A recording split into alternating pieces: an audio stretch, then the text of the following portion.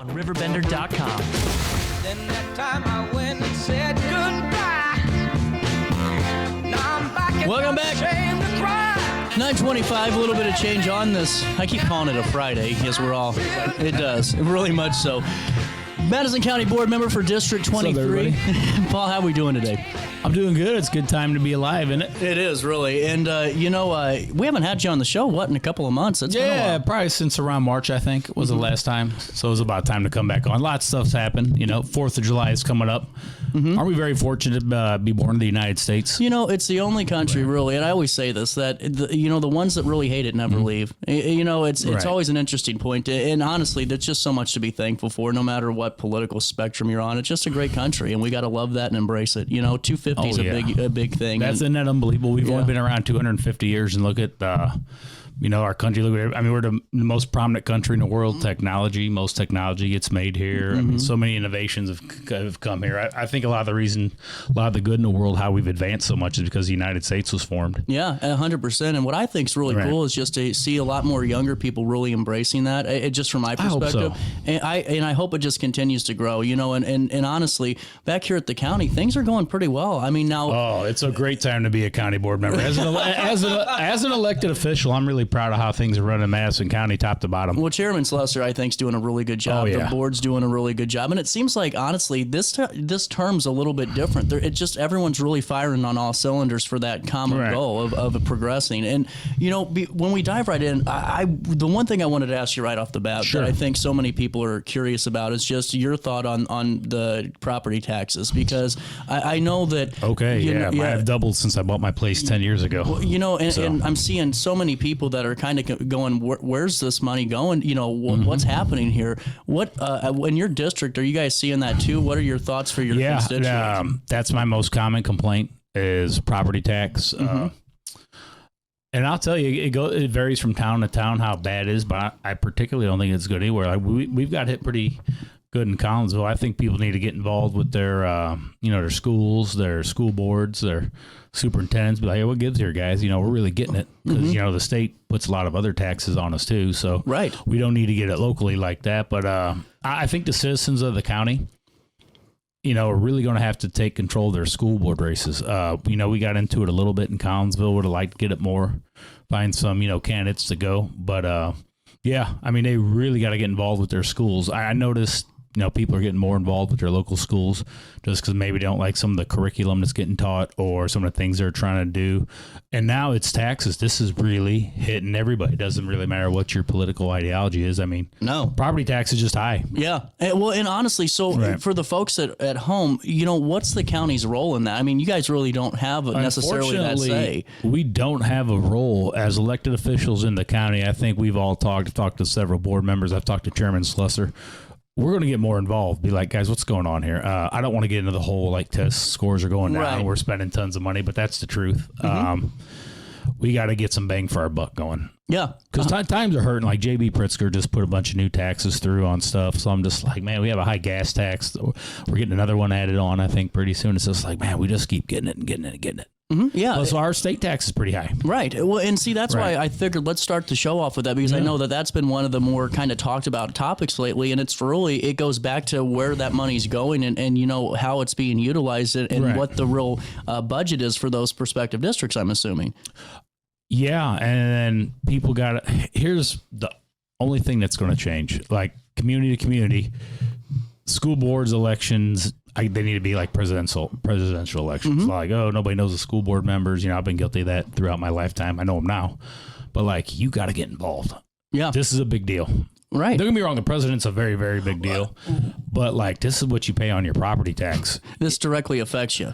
And I don't think I'm an exception. My tax is doubling since I've lived there, my house for 10 years. Granted, my house's value's gone up. I don't think it's doubled. I don't think I get double what I paid for it back in 2015. People just got to treat those local. They got to get more involved locally in politics. And I was guilty of this before I became a county board member and I really started helping on local campaigns. I knew more what a political senator said in, Washington, D.C., more so than what my county chairman had going on. Right. Or what my county board member was up to or voting on. So you want to be unplugged. Watching all those national level podcasts and news. You know, it's good for like red meat. Like, yeah, get fired up, do a good Facebook post. But like, it doesn't really help you move your community along. Completely agree. And honestly, do you ever see, or there ever be in a way where we can move the consolidated to the presidential cycle? Because I feel like there's so much political fatigue by the time April rolls around. It's like, man, it's hard to take sometimes, you know, and not for me because I live it, but you know, for other people that are like, man, I'm just over it. I don't want to think about politics. That's always what I think about. You know, can we move that? Well, I'll tell you, everybody gets fatigued. I get fatigued. I've worked on a lot of campaigns in the last year. You know, there's new one coming up, petitions, need signatures for, you know, state senators, state reps. So, I mean, there's going to be people out on the street again. It was just, you know, April, I was out on the street. So it's almost like people get sick of seeing you, but then like if you say good stuff, you build rapport. You're getting involved in your community. Like, this guy actually cares. He's just not a name and face that I can't put, you know, two and two together. Yeah, 2 and 2 together. So yeah, he's actually going around, or she's going around and talking to us. Well, and now also, you know, throughout the county, what are some things that are going on that you want the public to kind of know a little bit more of? Well, the way we do our tax levy is unbelievable. How I really wish we could sit down with the school boards and be like, look, we're spending ARPA money right now. We have to spend that anyway, but like, we have not increased taxes, and these increases been tied to that. I mean, having a flat tax levy in this day and age is unreal. We have a surplus. I haven't looked at every county's books but off the top of my head, I'd say we're in the tops for having good books and, you know, a surplus, especially, you know, we're pushing 300,000 people. We are not a small county. We're not a huge one, but we're not small. 100%. So I mean, I'm just impressed by what we got going on in the county. We really listen to our, you know, constituents on zoning issues. And this is just my opinion. I could be wrong. I think Madison County kind of leads the way for that pushback against upstate. When they put something that seems kind of overbearing, not just to Republican voters, but Democrat voters, everybody. Seems like Madison County is kind of the first county to kind of jump on it and do like a resolution. People, you know, get on us about the non-binding resolutions. They mean nothing. Well, I mean, no, it means like a bunch of people have probably contacted us. Like, take, for instance, the homeschooling. They're trying to make that almost impossible to homeschool. They're going to regulate it out of existence. Yeah. That's a trick that a lot of elected officials do, you know, when they want something. Like, they've done it with many industries. So they're trying to do it there. And I mean, I got so much pushback, and I know Dalton, who worked on it, great. We all got pushback. So we did it, you know, to show we got our support, and we figured there'd be some kind of lawsuit they could use the non-binding resolutions in later. But that seemed like that died in the House. It was mostly the homeschool parents getting involved, but everything we can do. I mean, I'm supposed to listen to my constituents. If they want me to write a non-binding resolution because they are really frustrated with some ridiculous law they make upstate, like, that's not an isolated incident. Then they want to ban mascots named after Native Americans. So if you wanted to do like future mascots, I could see that, but towns would have to redo all their stadiums, their paintings, their murals. Like Collinsville alone, I've heard the cost was estimated in the millions. Right. We'd had to pay for it. Right. And see, that's where I think my argument with that came in. It's like, listen, I understand if you know, like you said, for future things, but if the state's going to give them the $2 million that it's going to take to literally erase it and create new again, because there is, and then there's a lot of, you know, civic pride and community pride in that too. So that was a tough argument. And on the homeschool thing, I don't know too much about it.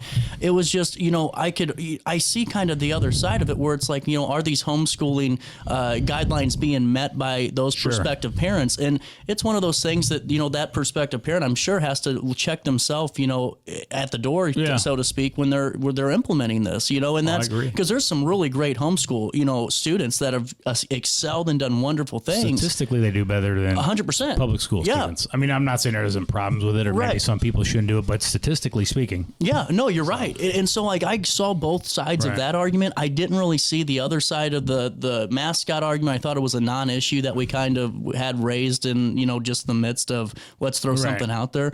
But, you know, coming down around the county too has been these, you know, protests. And like you said, you represent everybody. You have to. And, you know, what are your thoughts, you know, whenever, you know, you're Republican and you're seeing, you know, these anti, you know, Trump, you know, whatever you want to call them, no kings, or what's your thought to those individuals? And then what's your thought just about the situation overall? Let's unpack that. You said a lot. So let's start with the no kings thing. I think that's a silly name. He's trying to enforce laws like our immigration law, they're trying to break them by brute force. So they're the ones acting like kings, in my opinion, like sanctuary cities. You have Democrat elected officials openly attacking ICE agents.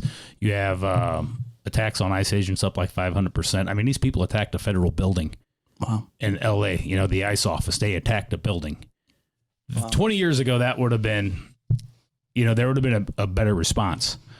So, I mean, they're trying to change the laws by brute force. They're like, we don't like our immigration laws. We're going to change them. What are you going to do about it? So to me, they're acting like kings. Mm-hmm. Like, if you don't like the already existing immigration laws, they really haven't formulated like what kind of an immigration policy they want. They're like, we need reform. Like, what do you want to do? I mean, it's a fair point. Just let anybody in or do a deep background check? Do you have a number? So yeah, they're just trying to change the rules by brute force. And, this is something too. There's a county board member who was promoting, I'm just calling what they were, the second round of LA riots. County board member Alison Lamoth was promoting those on her Facebook page, and I commented, I'm like, this isn't a peaceful protest. And I put a picture of a car on fire, and this was on, I think, the Sunday after it started. At that point, there were hundreds of arrests. They arrested some people who were here illegally for trying to kill a policeman. At least one person threw a Molotov cocktail at him. That's attempted murder. Wow. Get hit by a flaming bottle. Wow, I didn't know that. And then the whole point is what the Army and the Guard shouldn't be in. The mayor doesn't want them, and the governor doesn't. Well, I'm like, they're supposed to protect their citizens' lives, safety, and property. They're not doing that. And so far, a lot of the people that have been arrested in these riots, especially LA, they're not even born here. So foreign nationals come waving in a foreign flag, start destroying property, attacking police, some cases trying to kill police. What else is our Army for? I get you, and I get you. So I just don't understand the whole no kings thing. I don't understand what kind of laws Trump's breaking. They're trying to make district court judges kings, and I've told some Democrat thought leaders in this this county on Facebook, like, these lawsuits aren't going to go like you think. Like, the judge cannot halt the president's executive orders. He's got certain powers within his jurisdiction, and they're losing in court all over the country. They're looking pretty silly. Well, now let me ask you too. I mean, just going back to those, protests too. I mean, they're still constituent. What's your advice to them? Maybe about, what's your thought to them? As they're protesting. Number one, because it's going to happen. I mean, these things continually build, and you can't, and no one can take away that the group, they are gathering a little bit more each and every week, and they're getting more and more people out there. In your position, what's your thought just to them on how to maybe bridge a gap or not to? That's something that I'm kind of curious about. I would say watch your signs. I've seen pretty vulgar signs. Mm-hmm. Not to go back to the well on this too much, but like I said, County Board member Alison Lamoth held up an F. Elon Musk sign in front of a public library. No. And another person standing next to her, I mean, this is photographed on Facebook, has a sign about which bathroom do castrated Republicans use. Oh. I mean, those are vulgar. And she's like a 65-year-old woman. The other people her age look like that's what they were in the picture. So they're around her age. So I'm just like, is this much dignity? As an adult, don't have to be an elected official. Just like, who are you trying to convince? Like, I'm not even going to repeat some of the stuff that was on the signs I saw, like in Collinsville. For a couple of them were okay. They were talking about, defend democracy, stuff like that. That's fine. Mm-hmm. Even though we don't live in a democracy, we live in a constitutional republic. I really wish people would quit saying that. Mm-hmm. I get you there. Yeah. Thomas Jefferson spoke out against democracies. He didn't want the United States to be like Greece, Athens, Rome, not Rome, Athens and Sparta and all those city states got in fights with each other. Kind of was the reason why they broke the country up. It couldn't be united. Well, and now on top of that, because I want to, you mentioned your fellow county board member, and as elected officials, you do have, you have a role to play. But also, too, I mean, you're seeing, folks that are in United States Senate buildings, they're in House of Representatives, they're going out and they're still taking part in these same, protests or their demonstrations, or they're leading the charge on some of them. And does she have a right to do that is kind of my thought to you. Oh, you have a right, should you? As far as national political figures, I'm glad you brought that up. Mm-hmm. I think local people follow national stuff. Like, they see some of this conduct, they think it's okay. Like, it hasn't got like locally like it has like nationally, where there's literally elected officials getting physical with law enforcement, getting locked up. Right. And they should be. Well, and honestly, you know, I mean, no local elected official or even really person in the protest has assaulted a police officer, which is good. Right. But like, no, nationally, their conduct's unreal. Right. I saw that Senator bum rush a cabinet secretary. That was unbelievable. He got thrown out and handcuffed. He should have. Mm-hmm. I mean, you just come running in there yelling and screaming, and then an officer told you to go back, and then you put your hands on him, and then more had to come back, and you're still fighting. You're not listening. Yeah. Well, and honestly, I think that's a good connection to make too, is because, you know, you're right here. There hasn't been that issue yet, but it's making sure, you know, we're still doing things the right way. And, and you know, because everyone has that right to protest here. That's that's why we love living here. But it's also, you know, like you said, there's a fine line between, you know, protesting and also, you know, maybe using that position to further something. And I'm going into that a little bit because there was something in the paper, and Rusty Wheat's been on this show quite a bit. And he's talked about his litter cleanup efforts. From your perspective on that as a board member, you know, what is your thought just on this kind of public, I guess, public conflict that it kind of transpired to be between the two? Oh, you talking about Rusty and Al? Well, this is something I wouldn't talk about, but it's been covered a lot in the press. And that's why I'm bringing it up. It's everywhere. I mean, it is everywhere. I'm not afraid to answer any question. A couple things here. Judge Hackett had a good statement. He said that Rusty shouldn't have said what he said. It's a little too aggressive. Mm-hmm. I agree. He shouldn't have said it. At the same time, too, it didn't warrant a restraining order, and I think she was weaponizing her role as an elected official against a private citizen, which is bad. She's went after members of the public from the county board floor before. That's just not good.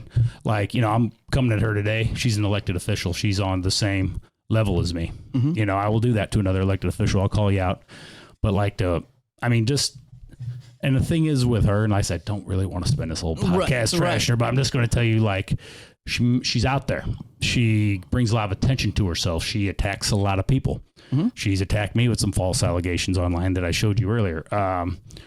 So she's going to get a response back. She does stuff like holds F Elon Musk signs out.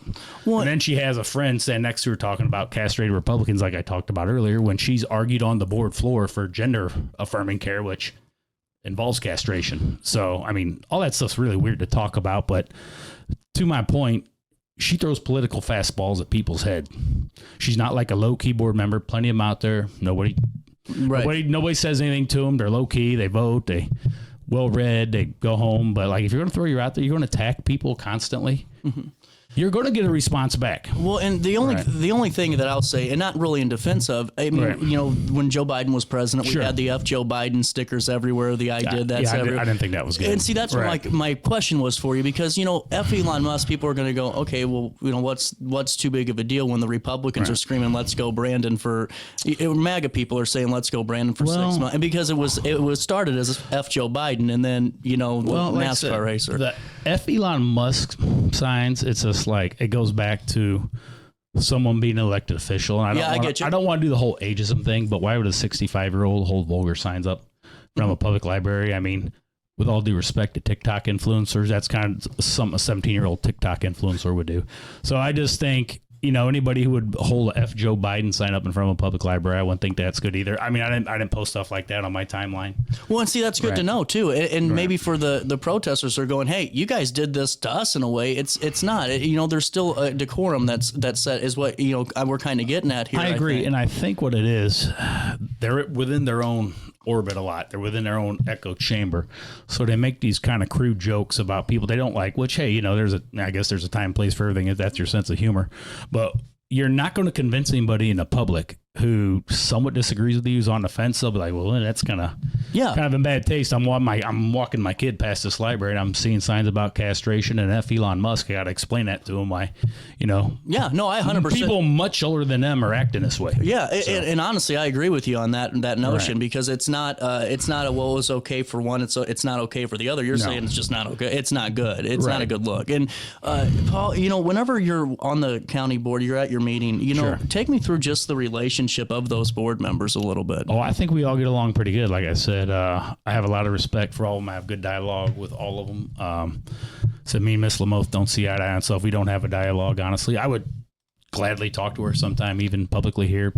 Polite debate. And she's welcome on the show, too. Polite, I mean, I like to do it with her, you know, polite debate issues. I don't want to say anything crude or rude, and kind of let her set the tone, but just kind of get it out there instead of just going after people online or having, a bunch of Facebook followers. Like, yeah, well, and honestly, man, a bunch of Facebook followers trash other elected officials, and you kind of pile up on them. Because I didn't say a word about her when this thing was going on online. Yeah, well, and honestly, right. I think it's one of those that's, like you going back to it, I think you hit on it well, that I thought the judge did a really good job in handling that and holding both, to an extent accountable. And I think that's really a positive note for the people to realize that we have some pretty good judges that do see that in the county, and, take me right now, you got State's Attorney Hayne, who's leading the charge with that assault weapon. Oh, I love that. What's your thought on that? Let's talk about that. Well, that's a lot. I'm working on something with that now. I'm really supporting Tom on this for the sole fact that, they're trying to take away assault weapons. Who deems this an assault weapon? And my biggest complaint about this is the blatant hypocrisy of the people pushing this, because it's coming up north from Pritzker and them. They don't prosecute criminals there. There's a couple times a year where someone kills a child and gets a really reduced sentence, and they do it with an illegal gun. There's examples of it all the time. So you have existing gun laws on the book, and you'd have to have State's Attorney Hayne on, or maybe one of his attorneys. We're working on that. They could probably tell you more about minimums, but I think there's a pretty stiff minimum. If you're like a convicted felon with multiple arrests and you get caught with a gun you shouldn't have, illegally, let alone use it, I think you get a stiff penalty.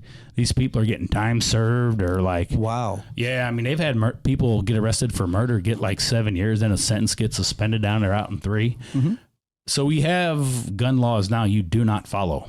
So I don't want to go down a rabbit hole if I just think they want to take guns away from law-abiding citizens for power purposes. But I can't think of a logical argument. Like, why wouldn't you not make sure you throw in a book at every criminal? Well, 100%. Right. And that's why, and I'm not necessarily, agreeing with it, but it's just what I'm seeing in Chicago. Like, you look at those county or those council meetings, and the residents are upset. Yeah. The ones that live there are going, hey, guys, this isn't right. And they're screaming bloody murder up there right now. Well, it's literally bloody murder. I hate to say that. That's a city in the United States that has more murders than a lot of countries. Mm-hmm. There's only 2.5 million people there. Off the top of my head, I think they have about as many murders as Germany and the UK combined. Really? They got them each by individual country, but I think it's somewhere in that neighborhood. It'll make your head spin. You're like, oh man. Well, and see, that's where, and I think that's where my disconnect is on the whole gun thing. Like you said, it's to me, and this is how people always get offended when I say this, but I'm under the notion that, hey, if you want to go, it's the same thing with drugs, Sure. It's a tough one too. It is, and it's a tough conversation. But you have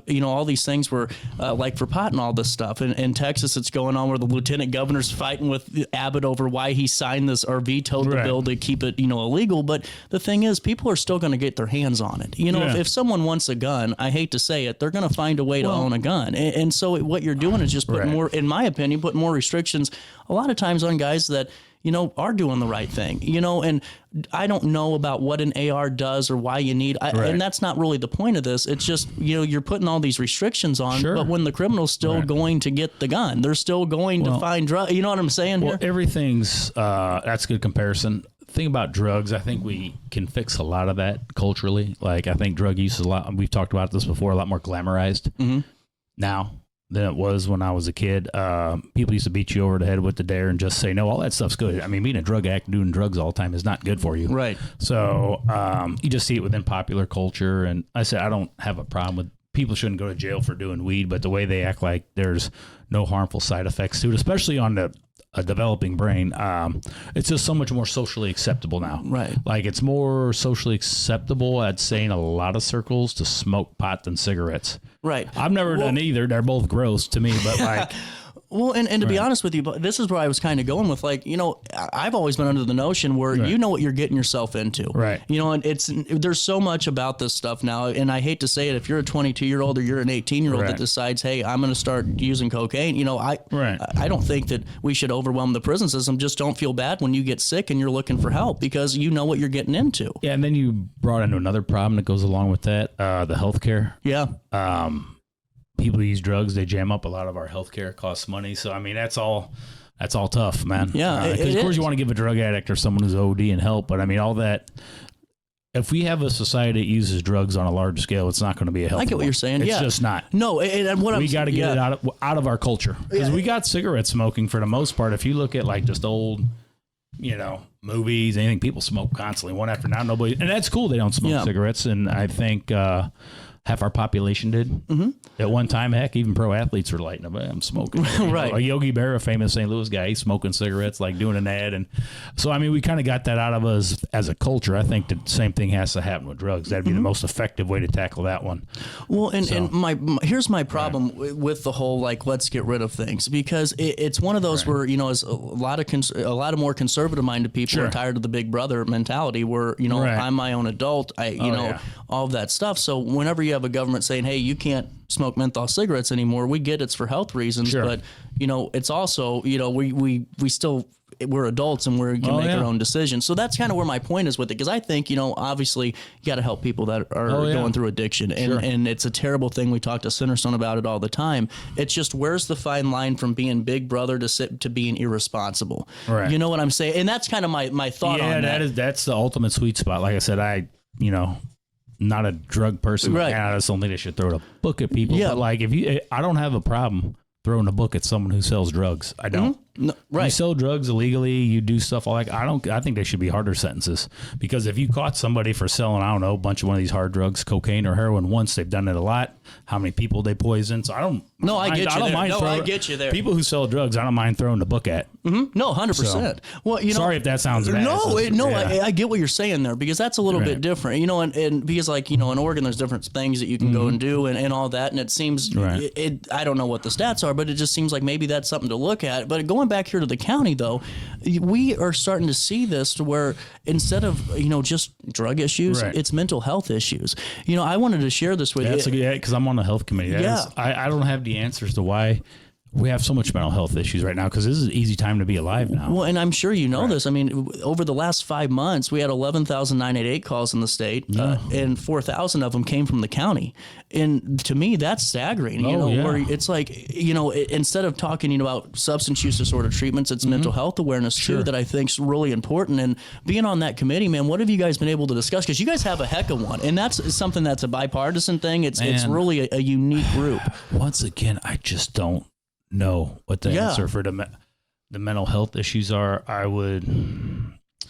We've talking about drugs. I'd say clear your mind of substances. Yeah. I mean, even if you drink too much coffee, you get a little paranoid and you think the world's opening up. Maybe I should have stopped after that second cup. Free your mind of substances. Eat healthier foods. I know when I'm watching what I eat real good, man, I'm just, I'm crisp. I'm sleeping better. I'm thinking better. I'm feeling better. A lot of it's, like I said, it has to do with your diet. I know people might not believe me, and I get a little bit of exercise. And I'll tell you what, put the tech down. Yeah. Look, social media is fine, but don't, when you mix with the public, have personal relationships. Don't get excited to post a picture, get a bunch of likes, which everybody does. I like seeing a bunch of likes on my stuff, but nothing's better than human interaction. Right. Like when I went to, friends, some of my friends compete in Missouri State. It's a bodybuilding championship. I didn't look in my phone the whole show. I was talking to people who were within my, the fitness community, like me. Those interactions there were better than a year's worth of social media interactions. Right. And person to person, I think, and I told you before, I was guilty of this before my neck surgery. I didn't know a lot of my neighbors, and at that point, I'd lived there almost 5 years. I started walking around. I was limited on my activities. I got to know everybody. You just got to get to know a sense of community. I don't think there's a sense of community anymore. That's why politics is so bad. You're like, this person disagrees with me. They got to be evil. Right. And so I've talked to them before about other stuff, or maybe I go to the same church or same grocery store. I love that comment because you're right. We used to be able to disagree as much as we wanted to, and we were still friends. Sure. And it doesn't seem like that community sense is there anymore. And, just one more question on the mental health thing. Can the county do anything on an ARPA funding just to raise awareness for, hey guys, here's all the programs, here's the committee, here's the health council. We spend a lot on mental health. Do you already? See, that's what I was curious about. You can always spend more, I guess. Well, I think we get a lot of bang for our buck. Good. We have a real good, health board, even our committee for the board, but there's a board above us. So they're really trying to reach out to people. That's good to know. I don't want to bring everything back to COVID every time we talk, but man, things just got a little off the rails. I noticed, the work environment change, getting people into work, just general happiness. Yeah.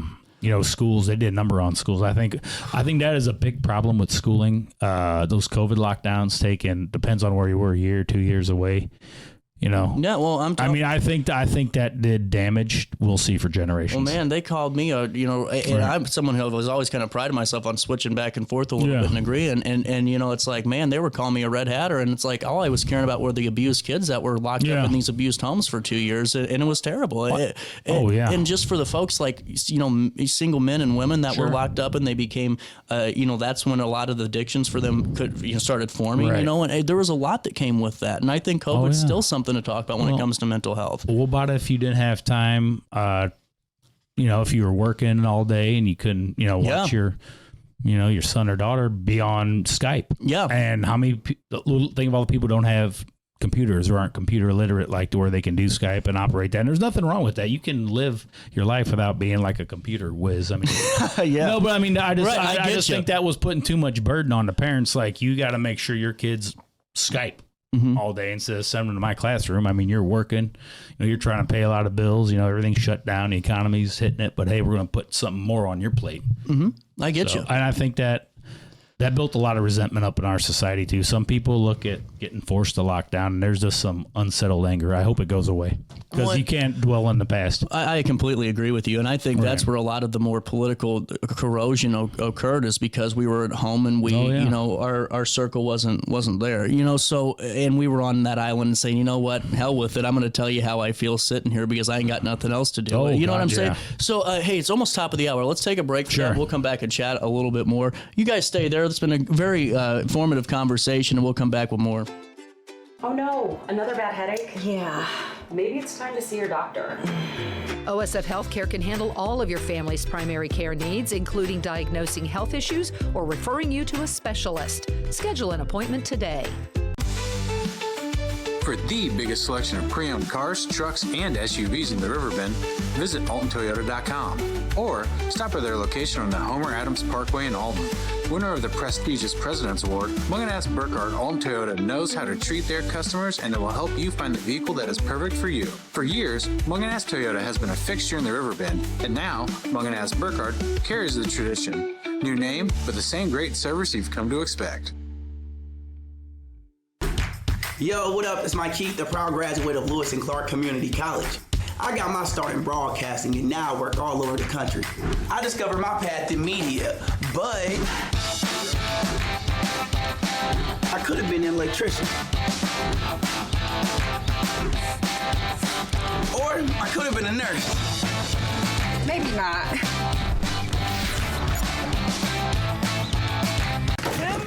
With over 20 years of experience, Wilson's Tree Service has the expertise to handle all of your tree care needs. Licensed and fully insured, their team of experts are dedicated to providing reliable service. Plus, with a 24-hour emergency service line, Wilson's will always be there for you. Don't risk tackling that timber by yourself. Trust the local professionals at Wilson's Tree Service. Visit treeservicealtonil.org to get started today.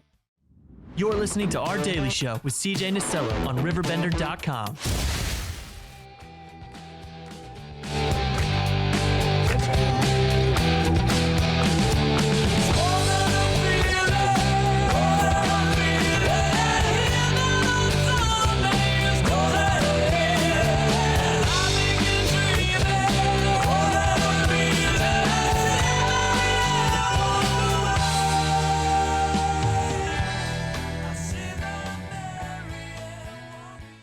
Welcome back. What's up, guys? 10 o'clock hour just hit. You guys are about 2 minutes late on your screen, but that's okay. Hey, we're back with Paul. Now, I got to ask you this just to break the ice. You've been on the air for 2 years now.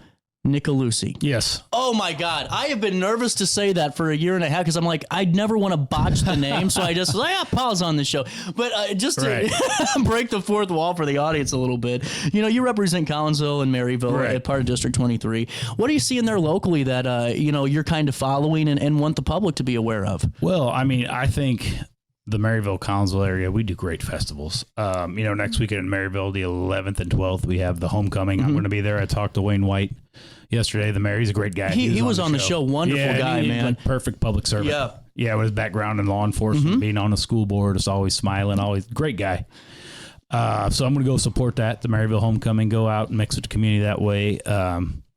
Then, Smoking on Main. We had at the end of the month. 26 and the 27th. It's going to be Smoking on Main. And on the 24th, that Thursday, my fundraiser's going on too. Yeah, so that's what I was going to ask you if that was coming up soon. Second annual Great American Bash. I've done some promotions for it. I'm sure you've seen them. I have a local band, the Whiskey Revival, led by Ryan Malter. That'd be Malter's good. big Collinsville name. He's done a lot for the community. His whole family has. They're a great band. I love their music. They go all over the place, man. They play the Cars. They play country music. Just really good stuff. All kinds of genres. So they're going to be real entertaining. I have a raffle too. What date is that again, just so I can type this in for me? July 24th. Okay. 5 to 8 p.m. at Old Herald. Perfect. And I have a very unique raffle. I should have brought it in this morning. I was in a hurry. Had a laser printer print out a life-size model of J.B. Pritzker's head, and I'm going to pour M&Ms into it. It's empty, hollowed out the top.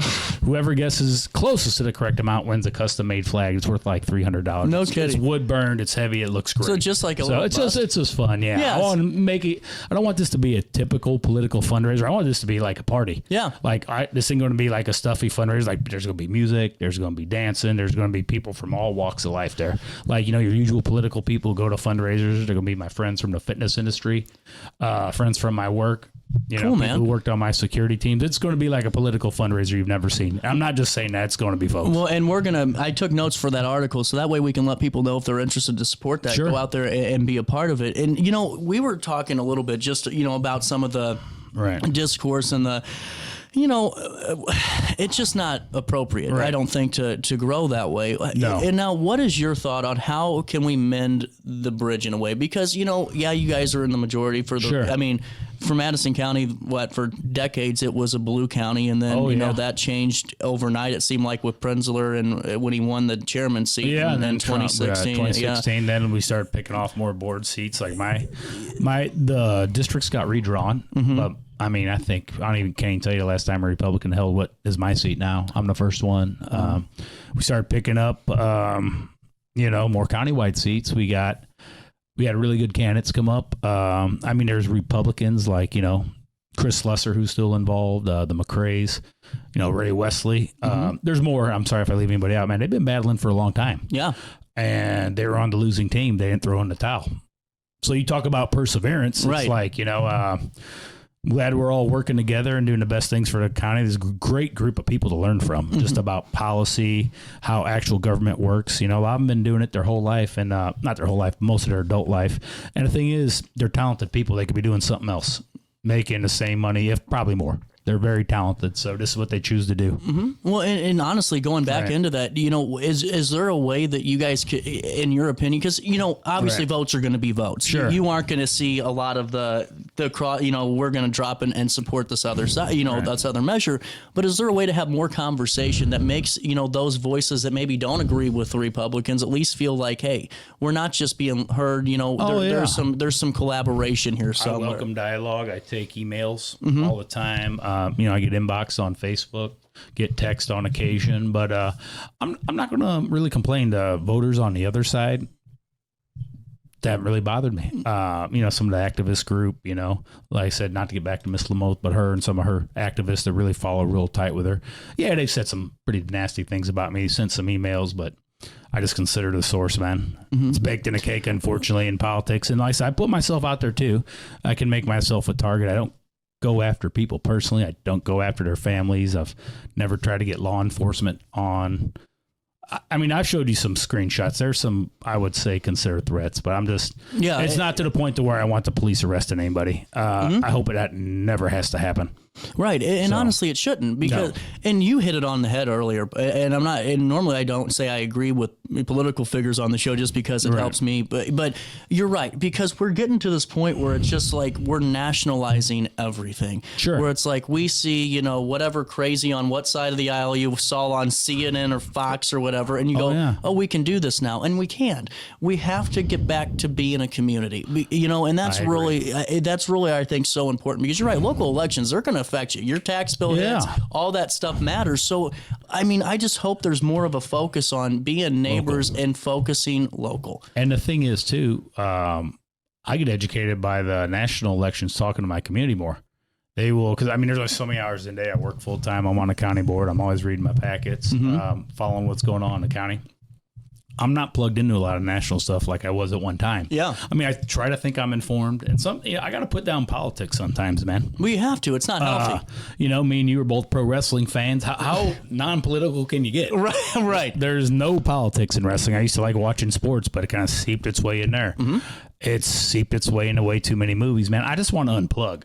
Yeah. I don't care if you're saying everything I agree with. I don't want to hear anything about politics sometimes. Yeah. You got to unplug, get mental peace. Because I think when that becomes people's life and it's their number one thing, I think their life's too dependent on elections. Yeah. Like, I'm a man of faith. I'll just say that I am a Christian. God's with me. Joe Biden won. I didn't want him to win. I did not give up on life. I celebrated the 4th of July. It didn't ruin my life. I was unhappy. I've had friends lose elections. I just don't take the loss like some of these people. Because I see when they lose an election, man, you see someone's true character. They act like the world's over. They're being real vicious. I'm like, man, just come up with a better message next time. Beat the person. Don't let this ruin your life. If your whole life's hinged on these elections that happen every 4 years, I think you're just a really sad person. Right. Well, and honestly, Right. I it's just you're in so many ways, you lose with grace. And obviously the Democrats could say in 2020, nationally, was that graceful? I don't know. There's That's not the argument. There's parts of the 2020, the way Republicans acted, that I didn't like. Right. But they had legitimate complaints too. Well, and the thing is, though, it's like, when are we going to move on and get back to our own household? Because, listen, the White House ain't calling any of us today. You know what I'm saying? And I'll tell you what's so funny. They bring up January 6th all the time, which was a terrible day in our history. But when people compare it to 9/11 and all that, I mean, let's just be honest. We've had worse riots in the St. Louis area where police get shot, police get killed, people get hurt, people get killed. Dozens. I can't tell you how many buildings went up in the Ferguson riots. And, Pritzker was talking about January 6th when he was testifying in front of Congress. I'm like, buddy, 18 people died at night of a riot in 2020. Right. Somewhere in that neighborhood, like 18 people were killed and all his property was destroyed. Be like, you had a worse riot in your backyard and you kind of let it happen. Well, and honestly, Paul, I don't want to really talk about it because it's to me, it's over and it's done with. And you have to move forward. But it goes back to that where you have the you guys did it too argument, coming from the other side. And I think that we're at a point where you just got to put it all away and just move forward. You should never be violent. And you should never do things like block traffic. People got to get to work and live their life. Protest all you want. And, the vulgar signs, I'm not sure what the obscenities laws are, but if you want to do those, hey, that's on you. But you're not. If you carry yourself with no dignity, you're not going to get treated with dignity by others. Yeah, I agree with that. So you kind of get that action. I agree with that. You put out. So if you throw a bunch of negative energy out there, you're going to get it back. Well, and honestly, Paul, I think that's a good note because it's a two-way street. And, going back, you got Senator Harris, who's announced her re-election bid. You got Representative Ellick. She's re-announced her election bid. People. Those are two people I really like. Erica, obviously, full disclosure, she's the one who talked me into being a county board member. They're great. Wow. They are great people. They're great elected officials. I've had some rough times, like any elected official. They're on the quick call list. Right. Like if there's a big tragedy, like I need somebody to talk to, someone give me good, calm advice, someone who's supportive and smart. They're the first two. They're on that list. Well, and I wanted to ask you about the relationship that the county has with those statewide officials because, obviously you're in two different jurisdictions, but collaboration's important, I'm sure, when you're discussing your guys' policies, referendum. We talked to Amy a lot and Eric about the mascot bill, the homeschooling bill. They were two of the leaders on their respective, state house, state senate. I'm thoroughly impressed by them. They're two of the most. It's hard to say who the most impressive leader I know is. I got a lot to choose from. I mean, they're in that conversation, man. Yeah. I mean, even at the county level, if you look at our county-wides, look at how all those offices are running. I mean, for my money, we got the best state's attorney in the state. I mean, the way he's leading the charge. I agree. And sticking up for law-abiding citizens. And I'm doing research now. I want to show people, if I can find it, because Chicago and Cook County kind of hides it. Our prosecution rate is crazy. If you're a criminal in Madison County, we will prosecute you. Well, I wanted to ask you about Cook County, it's like, by the time, it's really, I'm going to come try to find the next couple weeks, like they only the state's attorney only looks at like 70% of what they're given. Then they whittle that down to where it's like 15-20% of the people actually deserve time. Well, and just to touch on the prosecution side of things, and this is something we've talked with State's Attorney Hain on a little bit. Sure. And really appreciated his insight on it because I think a lot of times, especially when I'm reading a news story where you got a domestic violence suspect or accused of because they haven't been convicted, but they're on parole already or on bail for another domestic violence charge, and then a judge is saying, well, here's pretrial release for you. And at first I think the public the public's going, State's Attorney, what are you doing here? And we talked about it. It's a lot of times it's based on the judge, correct? Yeah. Oh God. Yeah. What's your thought on that? Because it's so for our reading audience, they're commenting going, this guy's already on bail. He's already on parole for the same offense. I'm glad you brought that up because that totally escaped my mind to talk about today.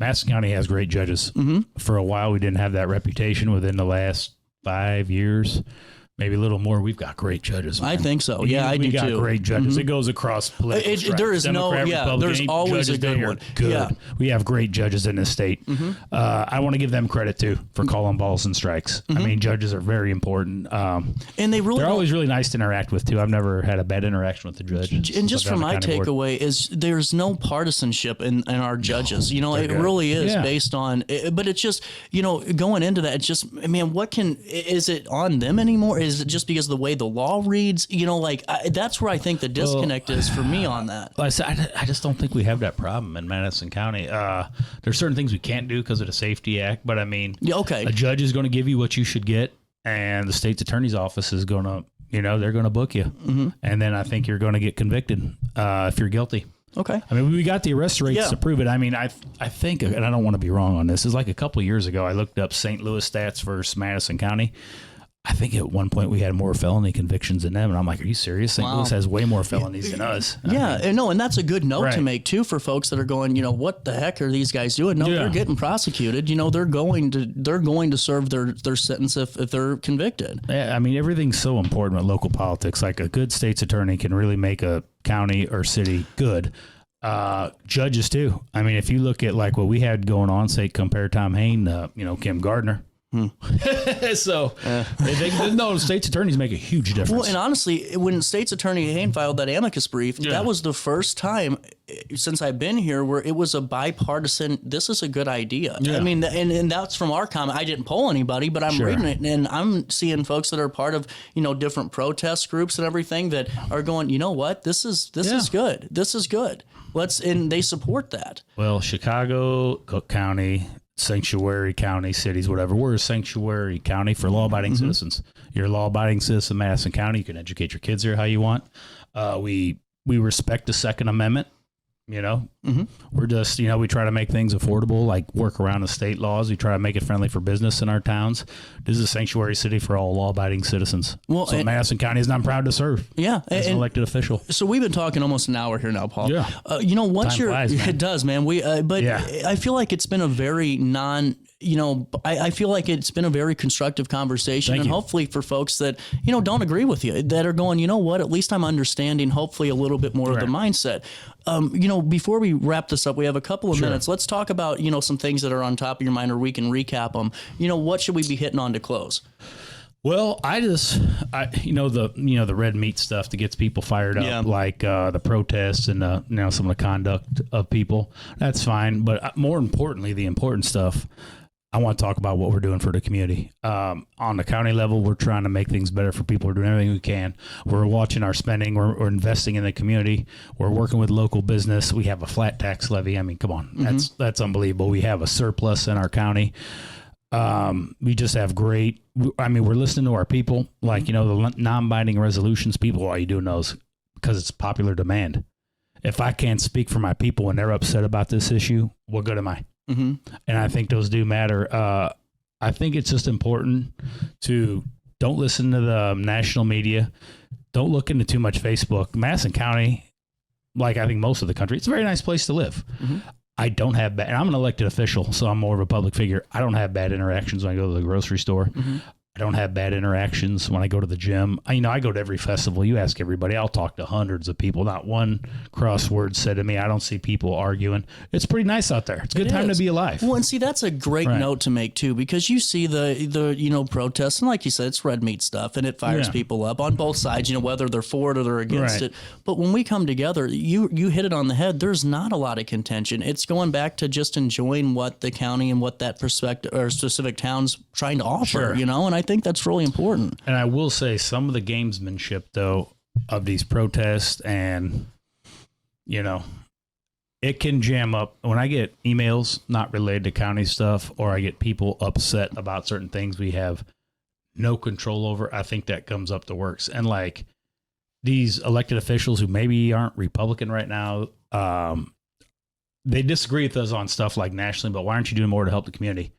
And instead of, elected officials leading these No Kings protests, why don't you do something to improve the community? I mean, Donald Trump doesn't care if people in the Madison County protest in front of libraries and a Route 66 sign.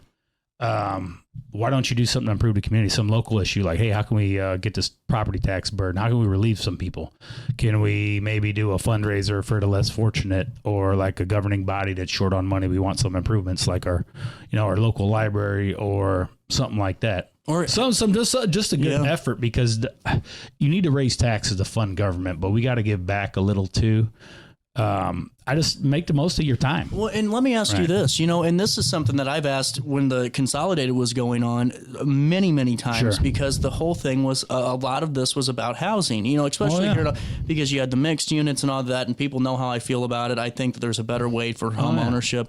Is there a way that the county, if we're in a surplus, for because you already have a great first-time home buyers program. Oh yeah, there's no doubt denying That's that. Something else I can go on all day. The stuff we got, trying to make it affordable for people. But for like the senior citizen that's been paying their taxes for 40 years, and they're on a fixed income, their HVAC goes out. Is there a way we can add more to that fund to take care of them and keeping them in their house so these properties don't deteriorate? I don't know if there's something there already. It's just something that's kind of like falls under township jurisdiction. Okay, the county can do a little bit. Okay, the Collinsville Township does a really good job. Mm-hmm.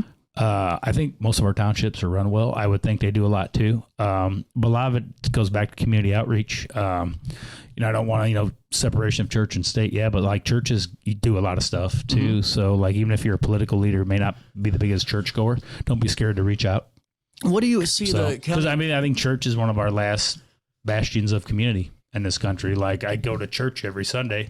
I know these people. I see them all the time. I know their families. I'm concerned about them. Mm-hmm. I just don't think you get that anywhere else in any walk of life now. I mean, maybe people form close bonds with coworkers, but I just don't think of a lot of places where people form bonds like they used to. Mm-hmm. So. Well, and see, that's what I was curious about. And it goes, my final question on the surplus is, because it's great to have a surplus. Right. And honestly, it shows that, there's being some money managed well. Right. Is there anything that you guys are ever going to do with that surplus money, or are we just going to keep it growing? We're going to keep it growing, and you never know when there's going to be an emergency. Gotcha. Who'd have thought St. Louis would get creamed by a tornado downtown? Oh man, that's terrible. We have big things we want to do, and we're just going to keep growing it, keep making money off our investments. Mm-hmm. Treasurer Slusser set up Treasurer Babcock pretty good there. Treasurer Babcock will keep it up. I don't know if you ever talked to him. You ought to have him on. He's a real nice guy. So worldly when it comes to the business world and what he's done. He's a township supervisor. He can teach people a lot of stuff. He's been around a while. He has that wisdom. These young people like you are good with tech, but old guys like me, we got wisdom on you. We got experience. You're right. Well, and see, I think it's interesting because, I think so many times, to wrap this up, you hit it on the head with this national thing. We got to get rid of this partisan crap because it's not going to help us locally. It's just really not. I challenge everybody out there. If you're eaten up by politics, and if you don't want to celebrate the 4th of July, tomorrow, turn the TV off for a week. Don't watch any news. No kidding. See if your life improves. I mean, it's good to be informed, but if it's eating at you that much, you're doing something wrong. Just try to enjoy your life. And everybody, happy 4th of July. Yeah. I mean, I know a lot of the listeners aren't happy with some things going on in the country, but man, we could be somewhere else.